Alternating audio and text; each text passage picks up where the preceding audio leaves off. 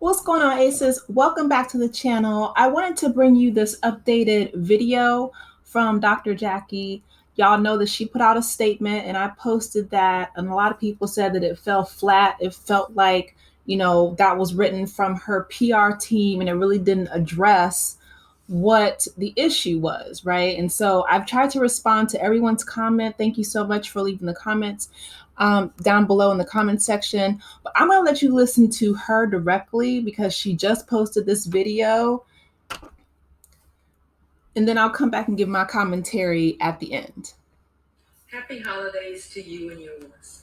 I'm taking a much needed pause to address comments that I made during a 2020 live interview with one of my castmates. First and most importantly, to Black women and mothers, including your friends, families, and the medical community who cares for you. Because my words left you hurt and feeling unsupported, I want you to know I hear you, I see you, I believe you, and I apologize from the bottom of my heart. I am brokenhearted over this. The guilt and reality that I have hurt and offended people, especially Black women, and some of my own patients, pains me to my core. As I look back over the 2-hour video again and again, I admit that I used the wrong words and descriptions to properly convey my concerns regarding maternal mortality related to women of color. But the fact is, we must do more because we are still dying more. If I could say it all over again, here's how I'd say it. When experiencing a health matter, keep a log of your concerns and symptoms so that you can provide them accurately to your physician. Have a buddy system, someone who can advocate for you when you're with a physician, especially when pregnant. Know that a second and third opinion is not just sometimes warranted, but necessary. I thank you for taking out time from your holiday to tune into my apology and my self-dedication to Black women and healthcare. I've been shaken and moved to be better. Okay, so a few things, right? It did come across more heartfelt than that initial written statement that she put out.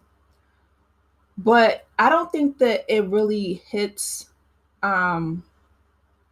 There's a few things in this apology video that concern me. One, let me focus on the positive first, right? So I will say I commend her for apologizing. She was reading it, which I guess she's nervous and, like she says, she was shaken.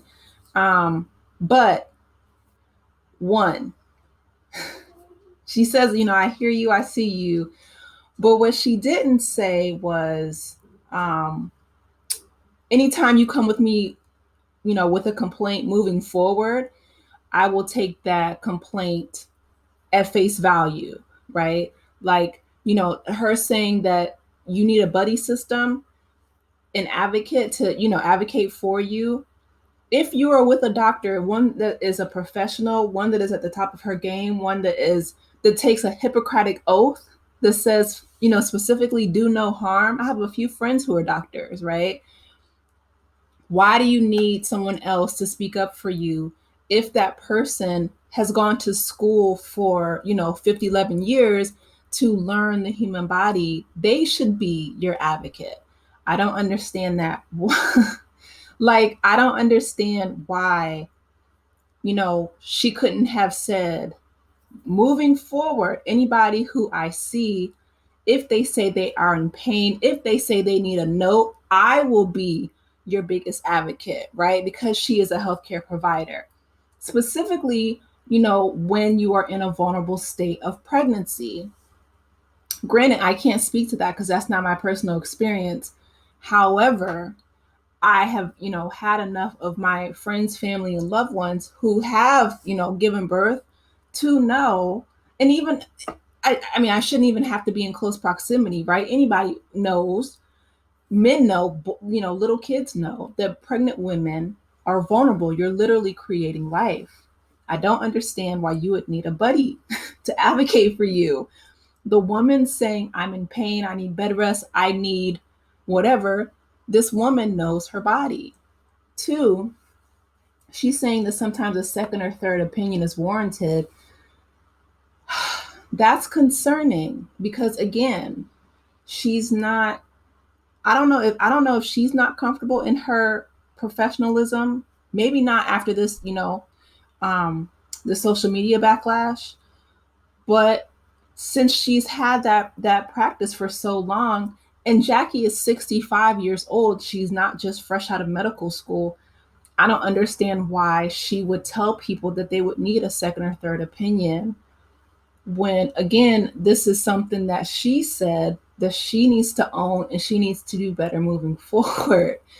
Those things are a bit concerning to me. I have to be honest. If I were to get pregnant and, have a family, have babies and things like that, Dr. Jackie would not be my first, second, or third choice because she doesn't sound confident. She doesn't sound professional. She doesn't sound competent. She sounds like someone who is fearing for her job on Bravo, is fearing for her private practice, is fearing for losing her coin. You know what I mean? Because that bag is really nice. And their house, what was it? I don't even know what season it was, but she showed us the really expensive renovations that she's made recently within the last, I would say, 5 years or so. But those things are costly, right? And so she's, I'm sure, really concerned about her livelihood. I don't understand why, as Black women, with the exception of Massage Noir, I would have loved to hear her talk more about that, right? Talk about her own experience going through medical school, as a Black woman. Talk about the struggles that she has overcome and that she will, recognize those things moving forward. It really concerns me and it pains me so much because so many Black people, period, but more specifically Black women within her generation, the boomers, they have been so conditioned to be so anti-Black. I'm telling y'all, um, when I was in college, I had one really great Black woman boss, but I also had one that was very like Candace Owens, anti-Black.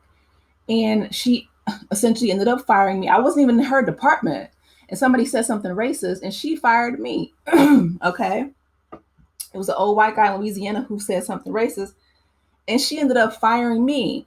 Now, if I knew then what I know now, and I wasn't a college student, I would have sued for retaliation. But the fact that this Black woman, the bad one, the anti-Black one, um, she had such a high position at the university. She was a vice president, and she made everybody's life miserable who was Black or brown. Okay, she didn't just keep it to the Black folks; the Latinos got it too.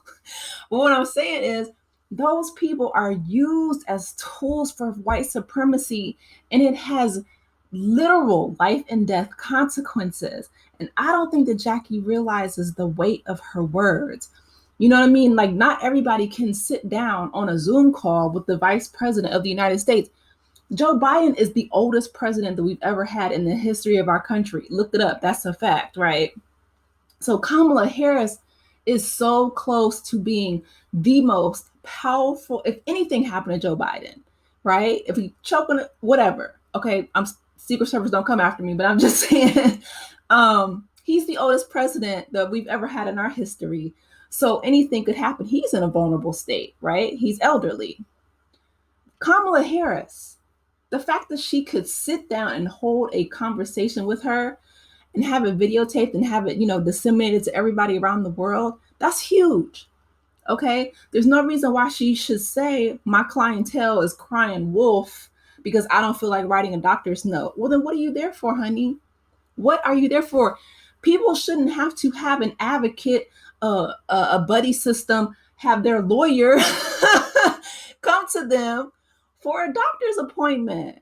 If I go to my doctor and say I don't feel good, why do I need Johnny Cochran Jr. by my side to send that message home? Why are you not writing doctor's notes, out the wazoo? That you're a doctor. That's what you're there for. Why would you get upset if your patients see you 25 times? Can't you bill them 25 times? That's money in your pocket.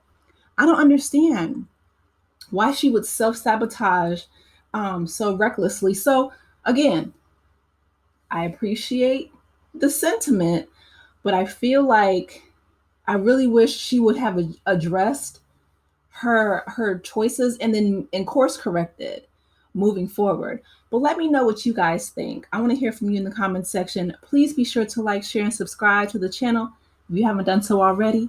And I will talk with you later. Take care, Aces. Bye.